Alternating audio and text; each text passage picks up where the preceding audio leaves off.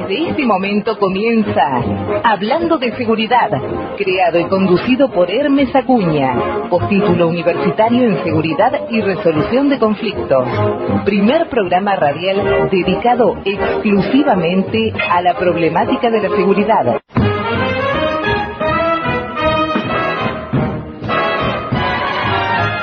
Hola, buenas tardes, soy Hermes Acuña. 8 de agosto de 2017, en el aire, desde la ciudad de Villa Lynch, partido de San Martín, provincia de Buenos Aires, en el estudio Héroes de Malvinas, de FM Líder 100.9, hablando de seguridad. Primer programa radial dedicado exclusivamente a la problemática de la seguridad. Nuestro lema, no para mal de ninguno, sino para bien de todos. Saludamos a Susana de nuestra producción, quien atiende los llamados telefónicos, y al señor Pablo Martínez, nuestro operador. Nuestras vías de comunicación, 4753-5433, 4754-0507. Email, info, hablando de seguridad, @gmail.com. Radio online www.grupolider.com.ar. También estamos en Facebook. Podrán ustedes escuchar o bajar o requerirnos los audios o un audio en particular de alguna emisión y con mucho gusto se lo haremos llegar. Hoy, martes 8 de agosto, todos los medios, absolutamente todos, de la gráfica, la TV y la radio, en los distintos programas, especializados o no, están hablando del homicidio de esta jovencita de 16 años, Anaí Benítez, ocurrido en la Reserva Natural de Santa Catalina, en Lavallol, Lomas de Zamora. Más tarde nos vamos a referir a este hecho, que está en plena etapa de investigación. Hubo en principio 2 detenidos, hay uno que recuperó ayer su libertad, sin perjuicio de la prosecución de la causa, y continúa detenido otro individuo, que en estos momentos está siendo indagado en el Departamento Judicial de Lomas de Zamora. Y les reitero, al final del programa vamos a hacer un breve comentario sobre este hecho y fundamentalmente poner en blanco sobre negro algunos disparates que se escuchan en los distintos programas de improvisados que sin ningún tipo de prurito opinan sobre lo que no conocen y lamentablemente confunden a la opinión pública porque, reitero, no tienen el más mínimo conocimiento acerca de lo que están hablando. Pero hay otro tema que preocupa y mucho, muchísimo, y en este programa lo hemos tratado varias veces, y me estoy refiriendo al suicidio de adolescentes. Ayer precisamente falleció en la ciudad de La Plata, donde se hallaba internada, en el Policlínico San Martín, una jovencita, alumna de 4º año del Colegio Nacional Rafael Hernández de La Plata.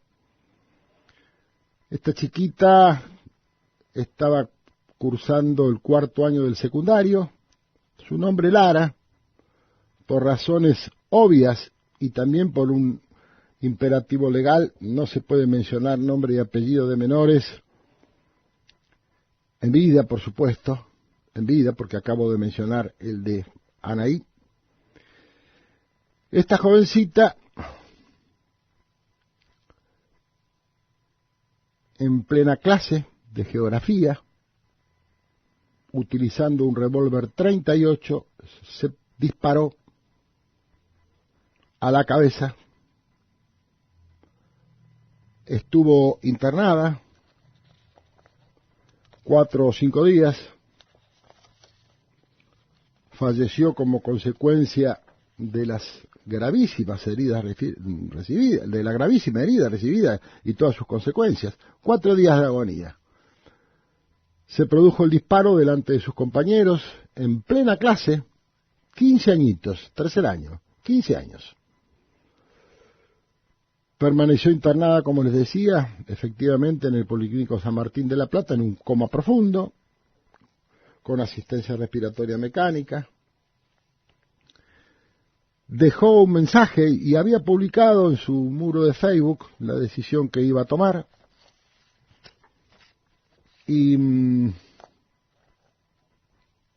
la mochila que tenía en el momento de este hecho, y cuando se hace presente personal policial y judicial para la investigación, las iniciales de esta chiquita, LCT. Y dejó un mensaje textual: chau, mierdas. Dejo un juego en la mochila, el que lo encuentre se lo queda. La policía secuestró en el lugar este revólver calibre 38, al que le faltaba obviamente, o tenía un cartucho disparado, que fue el que impactó en la cabeza de esta criatura, de esta chiquita. Y esto ha conmovido a todo el mundo, como es lógico cuando muere un joven. Pero claro, los hechos vertiginosos que estamos viviendo van tapando uno al otro. Hoy la noticia es Anaí Benítez, mañana quién sabe y pasado menos. Y hemos decidido conversar con un especialista en este tipo de situaciones y un conocedor de la psiquis del ser humano, a ver si de alguna manera encontramos alguna explicación, encontramos algún parámetro preventivo que podamos difundir, fundamentalmente a los adultos, a los que conviven con adolescentes, varones y mujeres. Porque hay una serie de características que a veces preanuncian un suicidio. Hay indicadores que llaman la atención y como nuestro objetivo fundamental es la prevención, por eso hemos convenido esta entrevista con este especialista para que nos ayude a entender un poco y con rigor científico, reitero, podamos difundir consignas preventivas y a veces encontrar la razón de la sin razón. Nuestro invitado de hoy es el licenciado en psicología Daniel Fernández, con quien hemos convenido esta entrevista. Así es que vamos a ir a la primera tanda de este programa de hoy. Mientras tanto, la producción trata de conseguir la llamada con el licenciado en psicología Daniel Fernández, quien ante nuestra convocatoria inmediatamente aceptó ser entrevistado por nosotros, lo cual le agradecemos desde ya. Vamos entonces, Pablito, a la tanda.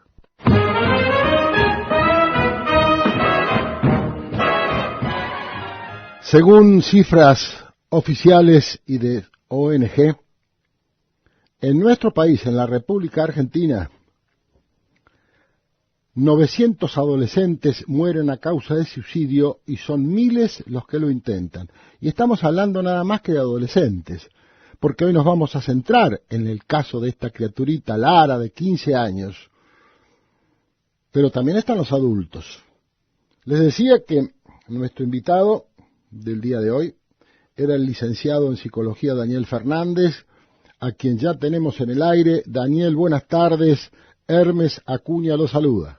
Buenas tardes, Hermes. Un gusto hablar con usted. ¿Cómo le va, Daniel? Bien, muy bien. El gusto también es nuestro, y lo dije en la editorial, se lo repito, le agradecemos mucho esta disposición a hablar con nosotros, porque le decía a la audiencia que nuestro objetivo principal es la prevención, y con rigor científico, porque ese es el estilo de este programa, porque en los medios se ven muchos aventureros, como digo siempre, opinadores, opinólogos, técnicos, licenciados, doctores y IOU. Claro, es así, Daniel. Usted es un hombre de mucha experiencia, con obras escritas, con manejo en los medios y manejo de los medios, y realmente cuando se informa mal lo único que se consigue es desinformar.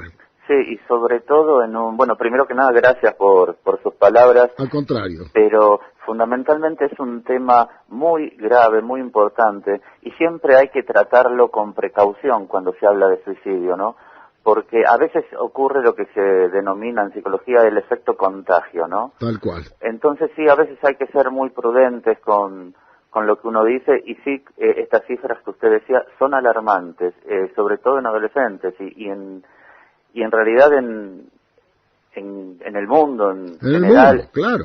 Sí, en los países más desarrollados, con las estadísticas que tienen, bueno, la mayor causa de muerte en adolescentes ya es por suicidio, justamente. Y fíjese usted hablaba del efecto contagio hace unos años en Rosario de la Frontera, Salta, claro, sin ir más lejos. Sí.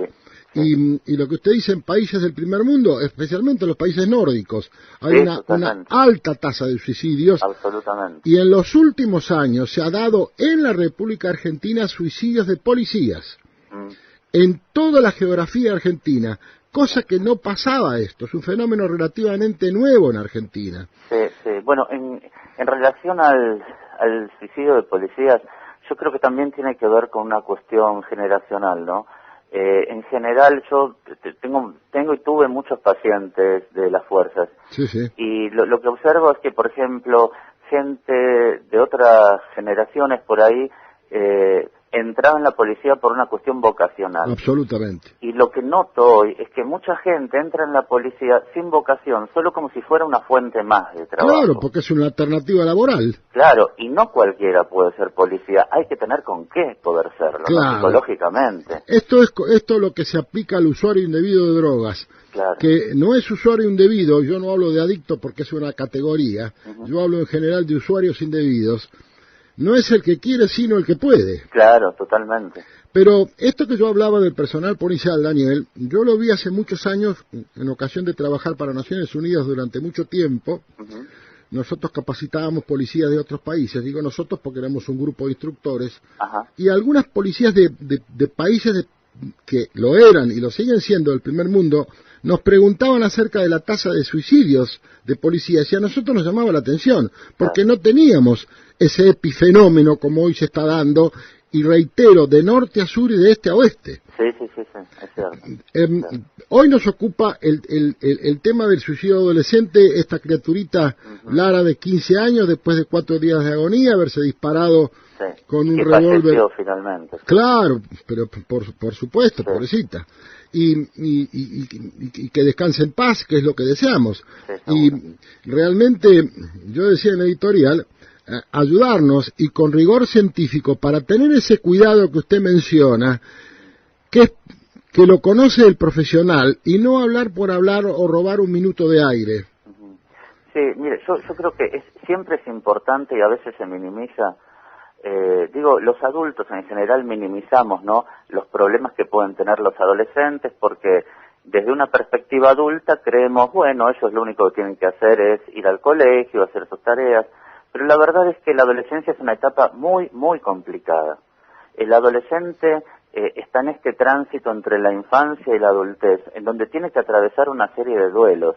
El duelo por dejar de ser el niño que era, el duelo por la pérdida de los padres de la infancia, porque ahora van a ser distintos estos padres, el intentar entrar a un mundo adulto, pero a su vez perdiendo cosas de chico que todavía no quieren. Es una etapa de muchísima confusión, y en donde todavía no hay una identidad sólida, sino que se está construyendo. Claro. Y en esta construcción de la identidad, el grupo de pares es fundamental. Por eso, a veces desde la visión adulta se minimiza la problemática de un adolescente, y, por ejemplo, un adolescente no sufre la soledad de la misma manera que un adulto que tiene otras herramientas. Y si bien la soledad, bueno, es una una de las mayores causas de suicidio, ¿no? En general. Sí, pero claro. en el adolescente pesa muchísimo más. Por lo tanto, un adolescente que se siente rechazado en una búsqueda de pareja, o que se siente desplazado por el grupo, o víctima de bullying, a veces vive esto como con total desesperanza, atrapado, y la única vía de escape que cree que hay es el suicidio. En realidad, el que se suicida, lo único que quiere es eliminar el dolor, Así y como es. efecto secundario no se da cuenta que se está eliminando a sí mismo. Claro. Pero una persona que llega a esas instancias está tan afectada psicológicamente que no puede ver con claridad. Claro, yo reflexionaba cuando lo escuchaba atentamente, Daniel, cuando usted hablaba del tema de la soledad, o hablaba que el adolescente, a veces el adulto, de su perspectiva, de su mirada, no alcanza a comprenderlo acabadamente. El adolescente se aísla, y pasa igual con los usuarios indebidos de drogas. Se junta al subgrupo que no le pide nada, Claro. porque el subgrupo no le pide que estudie, que se vista higiénicamente, por llamarlo eufemísticamente, que cumpla con sus deberes como hijo, como estudiante, y en algunos casos también como estudiante y como trabajo en alguna actividad que emprenda. Se aísla, y ahí viene el papel preponderante de las peligrosísimas redes sociales, según Claro. el uso que se le dé. Totalmente. Yo por eso, las redes sociales son un arma de doble filo. Así es. Son muy útiles, pero yo por eso digo, hay padres que a veces dicen que no quieren invadir a sus hijos controlándole las redes. En realidad no se trata de una invasión, se trata de un derecho y de una prevención que, con permiso del hijo, bien explicado, se le puede aclarar al hijo o a la hija que necesitan saber quiénes son sus contactos, ¿no? Digo, esto es interesarse un poco en los hijos también. Pero sin ninguna duda, Daniel, usted tiene su experiencia profesional en su campo, y yo tengo la mía en el mío. Y generalmente estos chicos son tan queribles, porque son chicos queribles, que se sienten tan solos, Totalmente. y hay tanta facilidad, ese doble filo de las redes sociales. Si hasta hay sitios, en el caso de esta chiquita Lara, había publicado en un sitio, que obviamente no vamos a hacer promoción porque sé perfectamente cuál es, pero no lo voy a nombrar, donde se publica de forma anónima, y la investigación policial y judicial demostró que ella había publicado en ese sitio que se iba a suicidar. Claro. Entonces, es que siempre hay señales de alarma, o lo dicen abiertamente, o hay montones de indicadores que en realidad son llamados de atención a ver si alguien se interesa. Eso es lo que pretendíamos que usted nos ayudara. Y yo quería algo más, y no lo interrumpo más. No, por favor, Daniel, es un gusto. Muchas gracias. Y no lo interrumpo más. Estos chicos a veces necesitan que se les ponga límites, y que se preocupe uno por ellos, porque es una demanda de afecto. Por supuesto. ¿Coincide conmigo? Totalmente. Claro. Todos los chicos, niños y adolescentes, siempre están pidiendo límites. Claro. Y los límites no necesariamente tienen que manifestar, no sé, un afecto negativo. Un límite también es una muestra de cariño, es una muestra de interés en esa persona. Tal cual. Un chico que no recibe límites está recibiendo como respuesta que a los padres no le importa. Claro. Por Tal eso, cual. sí, lo que sí es importante que, yo siempre diría, ¿no? En estos casos, es importante que los educadores, en este caso en las escuelas, los docentes, estén atentos de estos chicos que puedan estar, que vean como excluidos. La misión del docente hoy en día no solo debe ser la de transmitir conocimientos, sino también la de brindar cierta contención. Y por supuesto la gran escuela, ¿no?, que es la familia. Claro que sí. Esto es fundamental, porque con una buena familia se evita a veces que el chico busque otros grupos, y que por ahí son grupos tóxicos. Claro, es lo que decíamos, el grupo no le exige nada. Exacto. Y absolutamente tóxico, como usted bien apunta. Por supuesto. Y los padres, está muy bien que pongan límites, que chequeen sus calificaciones, cómo les va en la escuela, pero también cómo se siente ese chico, qué le está pasando internamente, emocionalmente, se siente solo, se siente bien, se siente desplazado por los amigos. Es decir, Lo que necesitan los chicos y los adolescentes es saber que son queridos. Tal Esto cual, es lo más importante. tal cual. Uno lo puede decir como padre, y en mi caso y como abuelo que soy, Ujú. el joven y el niño demanda ese afecto, Por y supuesto. a veces la travesura es para llamar la atención y decir, aquí estoy, ¿eh? Claro, pónganme un límite, totalmente. Efectivamente, ojo que acá estoy. Por supuesto. Y desde muy chiquitos. Sí, desde... sí, esas travesuras de los chicos no son más que pedidos de límite. Absolutamente. Porque un límite es una muestra de interés. Daniel, y usted nos decía, hay algunos indicadores. ¿Por qué no nos ayuda a conocer esos indicadores y que nuestra audiencia, que es muy atenta realmente y muy consecuente, lo va a escuchar con mucha atención? Bueno, en principio son chicos que suelen verse preocupados, desganados, solitarios, tienden a aislarse, a veces se encierran en sus cuartos, están irascibles, abandonan por ahí los hobbies o las actividades que antes más les gustaban, puede que repentinamente también empeoren en sus calificaciones. En fin, son todos detalles variados que lo único que muestran es que están angustiados, que realmente están atravesando un proceso depresivo importante. Entonces, usted me corrige si yo infiero mal. No, sí, dígame. Entonces hay un cambio de costumbres y hay una labilidad emotiva. Completamente. Pero en realidad, sobre todo, la pérdida de interés. Uh-huh. La pérdida de interés en general.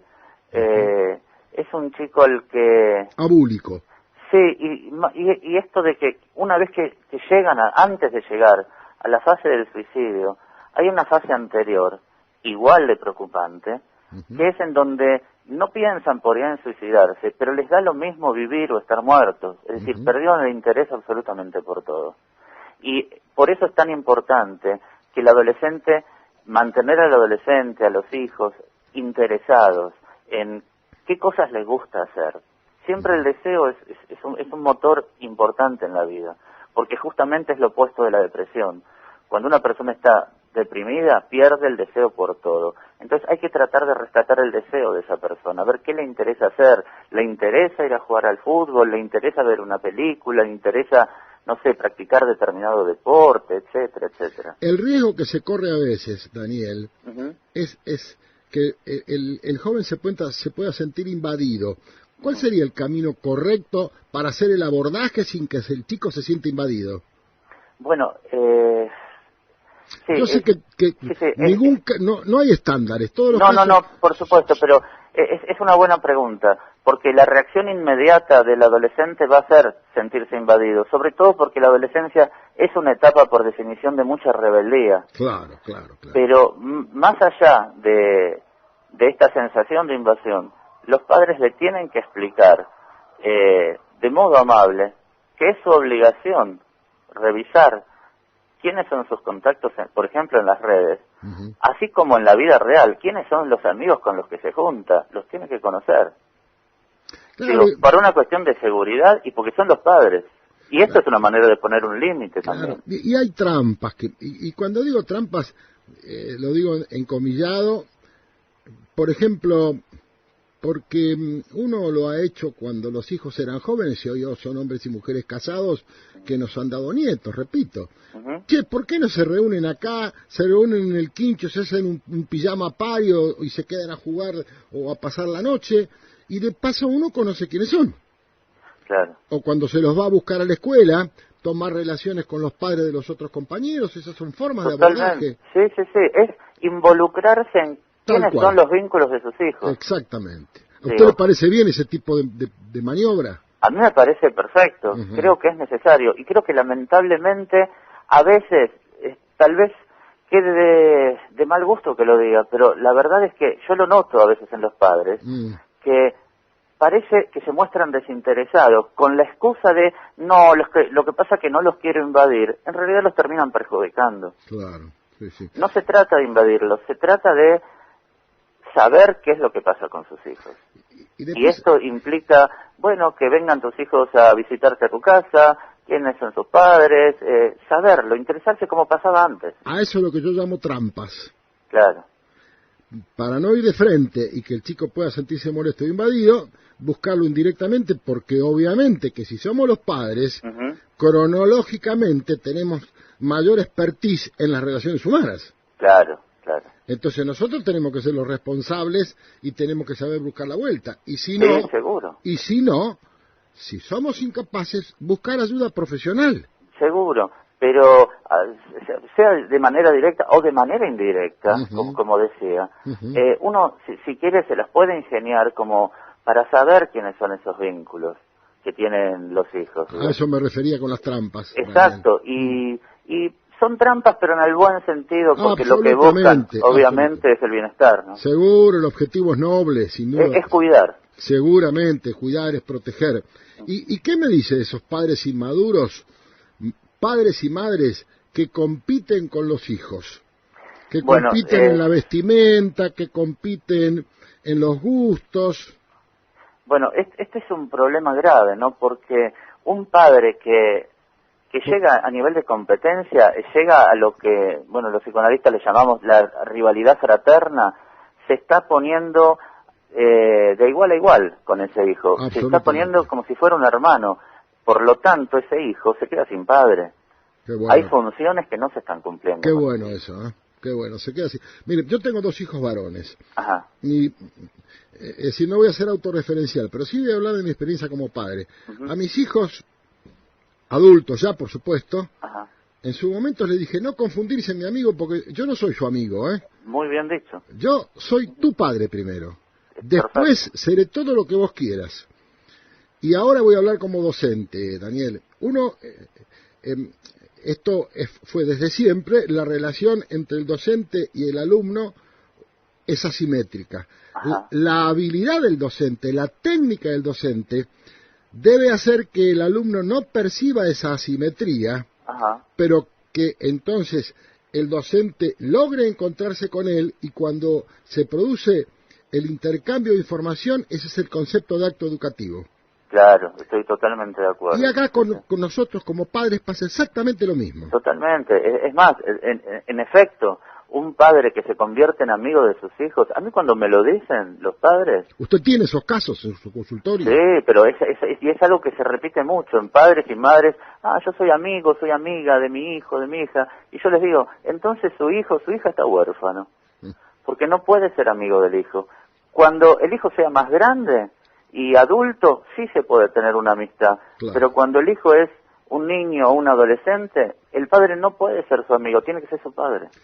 Daniel, usted ha visto, si es que lo ha visto, si ha ido increciendo esta situación de esa competencia parental entre padres, y cuando digo padres me refiero al matrimonio. Sí. No me refiero al hombre. A la figura masculina, sino claro, no me refiero al hombre, sino me refiero a la pareja, al matrimonio. ¿Usted ha visto si esto ha sido increciendo en algún periodo y abarca algún grupo etario en particular de padres? Yo esto lo noto más en los padres más jóvenes. Así es. Pero lo noto mucho, absolutamente. Y tal vez es por inmadurez de los mismos padres. Siempre se dice que para ser padre uno primero tiene que dejar de ser hijo, ¿no? En un sentido simbólico. Quiere decir que uno tiene que madurar lo suficiente. Y hay muchos casos de gente que llega a una relación de pareja y a la paternidad o maternidad sin ser lo suficientemente maduros. Claro. Y entonces juegan de igual a igual con los hijos y realmente les están haciendo un daño a sus hijos, porque los hijos necesitan las dos funciones, la materna y la paterna, más allá de quien la cumpla, ¿no? Son funciones nada más. La función materna es la función de contención, de afecto, y la paterna es la función de límites, y necesitan ambas, siempre. Sí, señor. Y usted ha habido, y reitero parte de mi pregunta, ¿usted ha notado en los últimos tiempos que esta situación ha ido creciendo? ¿O se ha venido... absolutamente. ¿Ah, sí? Absolutamente. Pero lamentablemente no es lo único malo que veo que viene en aumento. Tiene que ver con esta era en la que vivimos de individualismo, en donde los valores están subvertidos, hay una caída de los valores, esto se nota en los grupos familiares y y se transmite de padres a hijos. Y sí, yo cada vez realmente lo noto peor. Lo noto peor no solo en las familias, también a nivel educativo, digo, de enseñanza en las escuelas primarias y secundarias. No, el tema educativo es un tema sistémico de hace muchos años. Sí, y viene cada vez en caída libre y rasante. En el año 1999, Guillermo Jaime Echeverry escribió La tragedia educativa. Claro. En 1999, un visionario, Jaime. Totalmente. Un visionario, porque parece que lo escribió ayer esto. Claro, absolutamente, sí, sí. Y realmente, en su experiencia profesional de todos los días, Daniel, ¿le ha tocado a usted a algún adolescente con un suicidio tentado y frustrado por distintas razones, porque también esto ocurre? No tuve casos de adolescentes ni de adultos con intentos de suicidio. Sí tuve casos de adolescentes con lo que yo le llamo el paso previo, que es cuando les da lo mismo vivir o morir, pero no llegan al intento. Esos casos sí tuve. Y generalmente es por cuestiones que uno como adulto cree mínimas, pero para ellos son muy importantes. A veces por falta de amigos, por problemas familiares, muchísimas veces porque una noviecita o noviecito no les correspondió. A veces son detalles mínimos, pero lo llevan a una profunda angustia. Dani, si me permite que le diga Dani, Sí, pero por supuesto. Bueno, gracias. Y el tema del marketing, es decir, que para ser un triunfador en la vida yo tengo que usar esta marca de campera, de pantalón, de zapatos, sí, o tengo que tener determinada tecnología a mi disposición. Sí, bueno, ¿Cómo opera esto en el joven? Esto es grave, porque esto es parte de esta misma posmodernidad, ¿no? Esta cultura de la imagen, de que el éxito parece que está asociado a lo que uno tiene y que uno vale lo que tiene. Y bueno, si uno de adulto se quiere enganchar con estas modas, bueno, es su elección. El tema es que si en general cuando los menores, ¿no? Los niños o adolescentes hacen tanto hincapié en esto de la importancia de tener tal o cual marca o la última tecnología, casi siempre es porque vienen de familias que también hacen un hincapié fundamental en esos valores, en esos falsos valores. Porque porque el adolescente que no puede entrar en esos grupos de tener o no tal producto costoso por una cuestión económica, se siente excluido. Claro. Sí. Por eso para mí lo fundamental es la enseñanza que le transmiten en la familia, esos valores. Sí. Y el problema está cuando los valores o falsos valores de esa familia también subrayan que hay que tener esto o aquello o lo otro, ¿no? La pregunta se impone. Por determinados padres a veces reemplazan el afecto, el cuidado y la preocupación por esos productos que impone el marketing.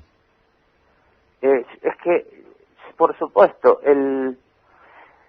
los adolescentes necesitan del grupo y el grupo a veces está muy pendiente de las modas, pero el afecto de la familia siempre es superior al del grupo y lo que se transmite en la familia siempre predomina. Por eso es tan importante lo que hagan los padres en su casa con sus hijos. Más allá que tenga que contrarrestar a veces lo que viene del mundo exterior, ¿no? Y que no es fácil. Claro, porque ahí está el tema. Porque uno en la casa puede generar, constituir y consolidar valores. Y cuando el chico pone el pie en el umbral de la puerta de calle, va a la selva. Claro, sí. Pero por eso es tan importante que se transmitan bien esos valores. Porque va a necesitar que esos valores sean muy sólidos para poder enfrentar esa selva de afuera. Claro. Y obviamente que este tema es demasiado complejo, es muy complejo. El psicoanálisis, per se, el abordaje psicoanalítico, ¿puede llegar a temperar este tipo de situaciones o se necesitan de otras disciplinas o de un equipo multidisciplinario para el abordaje de esta temática? Bueno, la educación ya la hablamos recién. Sí. indispensable. Bueno, lo que pasa es que desde la función psicoterapéutica, en general cuando se trata con niños y adolescentes, se tiene que tratar con todo el grupo familiar. Claro. Digo, no es igual el tratamiento con niños que con adolescentes, Sí, ¿no? claro, seguro. Pero con el adolescente, el psicoterapeuta juega un poco más de compinche, para contrarrestar la rebeldía de este adolescente al que quizá lo trajeron y no quería venir. Claro. Pero no es más que un juego que uno hace desde la posición psicoanalítica para entrar en confianza y bueno, y profundizar en cuál es la verdadera angustia de ese adolescente, ¿no? De dónde viene, qué es lo que le pasa. Pero tampoco es relevante lo que pueda hacer uno como psicoterapeuta si después todo lo que uno hace lo deshacen en la casa. Sí, seguro. Claro. Por eso uno tiene que estar todo el tiempo hablando con los padres también. Claro, claro. Es lo mismo que pasa con la escuela, ¿no? ¿Qué puede hacer a veces un docente si cuando el chico va a su casa, en su casa es un desastre, ¿no? Sí. Y usted dijo algo que me quedó picando y me interesa mucho preguntarle, Daniel. Ajá. Hay una renuencia porcentual en los chicos cuyos padres acuden al profesional psicoterapeuta. ¿Hay un alto porcentaje de renuencia del joven en concurrir al profesional? Depende del caso. Hay algunos adolescentes que son ellos los que piden, son ellos los que buscan al profesional y lo llaman. Qué interesante. Sí, pero bueno, y en realidad es con la gente con la que hay un mejor pronóstico de trabajo, porque la persona está involucrada. Claro. Pero sí hay un alto porcentaje a veces, y es alto, de adolescentes a los que los quieren traer sus padres, y después el adolescente ni siquiera viene, o viene negado a hablar, muchas veces por cuestiones de adicción, o es decir, para salir de la droga, por ejemplo, hasta que uno no quiere salir, no sale. Ah, sin duda. Y bueno... Yo creo que no salen nunca, ¿eh? Claro, bueno, sí. Yo creo que compatibilizan su vida, pero... sí, claro, con ese fantasma pendiente del que siempre estás echando, por supuesto. Tal cual. Sí.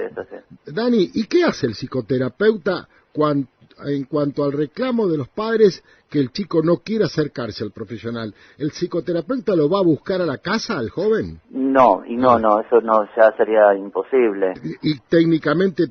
y bueno, mi pedido es que se involucren, que podrían solicitar a algún tipo de psicoterapeuta que vaya a domicilio, y los hay, pero sería lo mismo, porque el chico le cerraría la puerta. Claro. Creo que deberían ellos previamente trabajar el vínculo con ese hijo para convencerlo de que asista finalmente.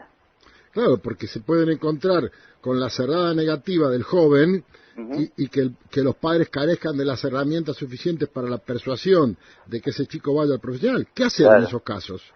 Claro, bueno, ¿Qué hacen esos en padres? realidad lo primero sería en esos casos trabajar con esos padres, Claro. no con el adolescente. Razonablemente es así. Sí, tratar de que ellos estén en terapia, a veces una terapia de pareja o una terapia familiar, a la que tal vez no asiste el adolescente y que poco a poco empiece a querer ingresar. Claro.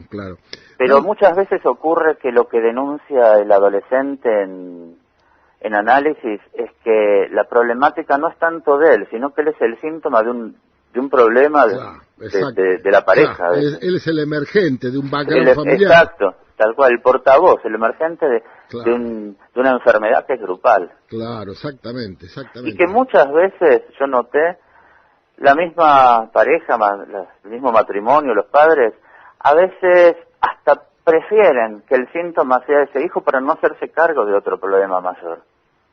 Por eso a veces la terapia tiene que ser familiar. Explíquenos un poquito más eso, que me interesa mucho. Bueno, por ejemplo, y esto lo vi no hace mucho en un caso de un adolescente con una adicción importante, que claro, los padres eran renuentes realmente este adolescente había venido él por su propia cuenta. Y yo quería comunicarme con los padres y no había manera de comunicarme. Cuando lo logré, lo citaba, no venían, ponían excusas. hasta que casi los obligué a tener un encuentro de una terapia familiar. Ujú. Y en realidad lo que salía a la luz era que la pareja era un desastre entre sí. Claro. Infidelidades mutuas, no se soportaban. Claro, el tema es que el foco estaba puesto en el hijo. Claro. Entonces todo era como que, no, el problema es del hijo. Y en realidad el hijo era el emergente de lo que estaba pasando entre ellos. Claro. Y eso es como que estaban acostumbrados a eso, ¿no? Por determinadas cuestiones económicas que les resultaban convenientes, y era algo que no querían modificar. Ahora, no lo querían modificar porque no se daban cuenta o porque les era más cómodo no modificarlo. Es que les era más cómodo tener al hijo con una patología y hacer de cuenta que el problema era ese para no ver que el problema estaba entre ellos. No lo querían ver, porque si no esto implicaba una separación, costos económicos, todo un cambio de vida bastante complicada para esta pareja en particular. Mi pregunta apunta, y generalizando, ¿no?, a esta pareja, porque esto se debe repetir en otros hogares seguramente. Sí, lo que pasa es que también había una posición muy cómoda, ¿no? Ellos así tenían a quien echarle la culpa. Supuestamente la culpa de que ellos estuvieran mal era por ese hijo. Y en realidad el hijo era una consecuencia de que ellos estaban mal. Sí, cuesta creer estas cosas. Dani, y cuanto al tratamiento, su experiencia con adolescentes que han manifestado ese aislamiento, buscado o no, y que no lo pueden revertir, ¿cuál es en general el éxito de la terapia que instalan ustedes, los profesionales de la psicología, y cuál es el porcentaje que tienen que derivar, tal vez, a un psiquiatra para que sean medicados? Sí, bueno... Si es que lo hay. Sí, depende el cuadro. Sí, claro. El cuadro, ¿no? Sí, en seguro. general, por un tema de depresión, por un conflicto puntual, no se tiende a interactuar con un psiquiatra para que lo mediquen.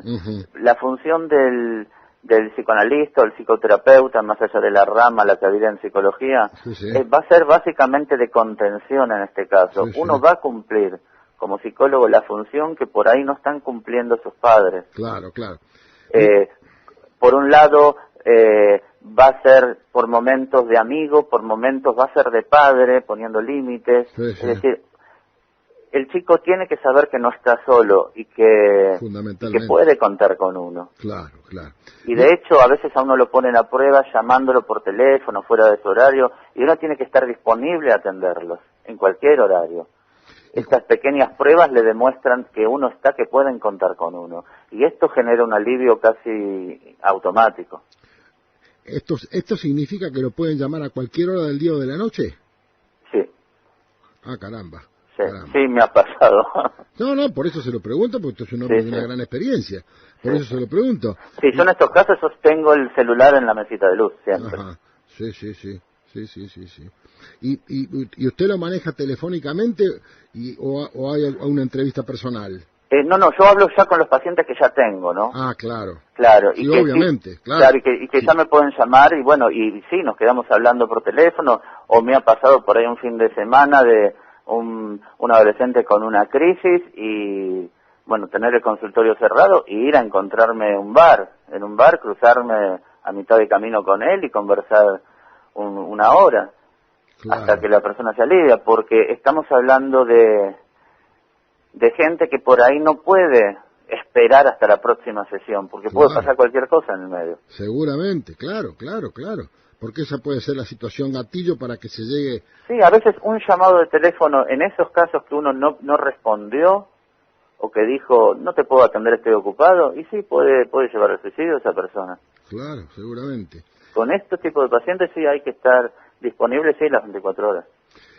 Daniel, y abusando de su gentileza... No, por favor, dígame. Me gustaría que hagamos una recopilación y una síntesis, fundamentalmente en cuanto a las prevenciones, a los, como se dice ahora, los tips que tendrían que tener aquellos padres que tienen hijos adolescentes y estar pendiente puntualmente de situaciones en las que deben sí o sí recurrir a un profesional? Bueno, bueno, esto va a tener que ver con la comunicación que tengan ellos. Si tienen una buena comunicación, si siempre tuvieron una buena comunicación con sus hijos, es lo más probable es que sus hijos se acerquen y les cuenten lo que les está pasando. Uh-huh. Así que esto es fundamentalmente para aquellos padres que por ahí, por descuido, por elección o por falta de tiempo, no se ocuparon lo suficiente, ¿no? Uh-huh. Y sí, en lo que tienen que prestar fundamental atención es en los cambios de hábito de sus hijos. Bien. Si de repente estas cosas que más les gustaban hacer, no sé, ir a jugar al fútbol o jugar con la computadora, Sí, un cambio o tocar un instrumento y de repente ya no tienen ganas de hacerlo. Claro, un ¿no? cambio de hábito. Totalmente cambios de hábitos, a veces la tendencia a aislarse, el no hablar, Uh-huh. tener también cambios del estado de ánimo, ¿no? Volverse irascibles. Claro.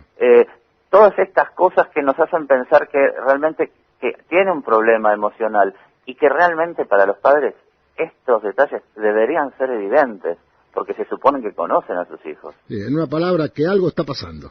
Exacto, y sentido común, y acercarse a ese hijo, y algo también fundamental, ¿no?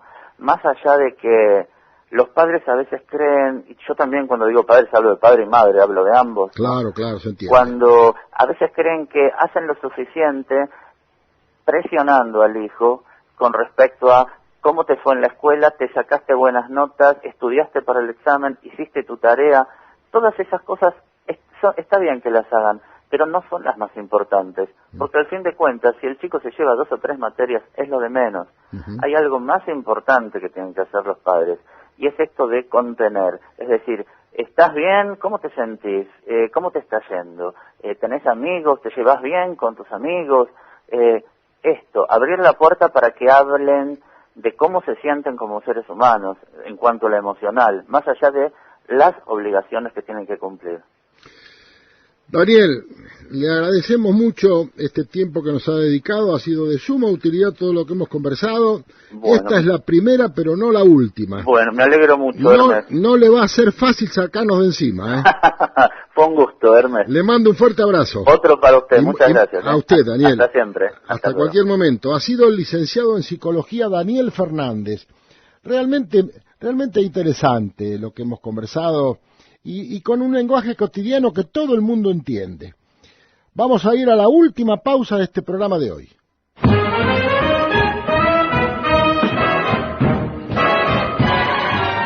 Tal cual les decía al inicio del programa, vamos a dedicar unos segundos al comentario del homicidio de esta jovencita de 16 años, Anaí Benítez, en Lavallol, partido de Lomas de Zamora, provincia de Buenos Aires. Les decía, en principio fueron aprehendidos 2 personas, se convirtió después en detención de los 2. Ayer fue excarcelado por el juez de garantías intervinientes en la causa, un profesor de matemática que habría sido profesor de esta chiquita Anaí. Continúa detenido otro individuo cuyo trabajo sería la seguridad privada, que vive en una vivienda dentro de este predio de la Reserva Natural de Santa Catalina, una vivienda realmente, hoy la hemos visto por los medios, sin ningún tipo de seguridad, sin ningún tipo de higiene, por lo que se ha visto. Este individuo está detenido, se está a la espera de las pericias de laboratorio, a la espera del resultado de las distintas evidencias levantadas, por lo menos en el lugar donde apareció el cuerpo de Anaí y en un vehículo, y adelantar cualquier conclusión y cualquier hipótesis, obviamente es imprudente, no es nuestra costumbre, no lo vamos a hacer, yo no lo voy a hacer, vamos a esperar a ver qué resuelve la justicia con respecto a este individuo, que a poco de de empezar el programa estaba siendo indagado. Por último, quiero decirles que ayer fue el día del periodista sanmartinense. El domingo, el 6. El domingo 6. Y esta celebración tiene que ver con que el 6 de agosto, pero de 1869, José Hernández, el autor del Martín Fierro, vecino de San Martín, él ocupaba y vivió y nació en la chácara de Perdriel, que era familiar de sus tíos. Y el 6 de agosto de 1869, les decía, José Hernández publicó el primer número de su periódico El Río de la Plata. En el año 1989, y por impulso de Alilla Terrilli Torres, se logró que el Honorable Consejo de General San Martín dictara la ordenanza respectiva, declarando el 6 de agosto como el Día del Periodista sanmartinense, sin perjuicio de los saludos que mandamos a todos los colegas el mismo domingo. Lo reiteramos hoy para todos aquellos que hacen periodismo, incluido, y acá lo tengo a Pablito como operador también, incluido a él, porque también hay un día para el operador de horario, pero ellos también, que no son la cara ni la voz visible, sin el trabajo de ellos sería imposible que nosotros pudiéramos salir al aire. Así que somos todos los que estamos involucrados en la tarea periodística. Espero que la hayan pasado bien. El Círculo de Periodistas de General San Martín organizó un acto el domingo, así es que quería hacérselo saber a todos ustedes, porque es un dato que generalmente el común de las personas desconoce. Nos estamos reencontrando entonces el próximo martes, como siempre, a las 4 de la tarde, aquí en FM Líder 100.9, hablando de seguridad. Hasta el martes que viene, no se vayan todavía, que viene la consigna preventiva. Nos veremos si Dios quiere. Hasta entonces. No se distraiga cuando entre o salga en coche de su casa.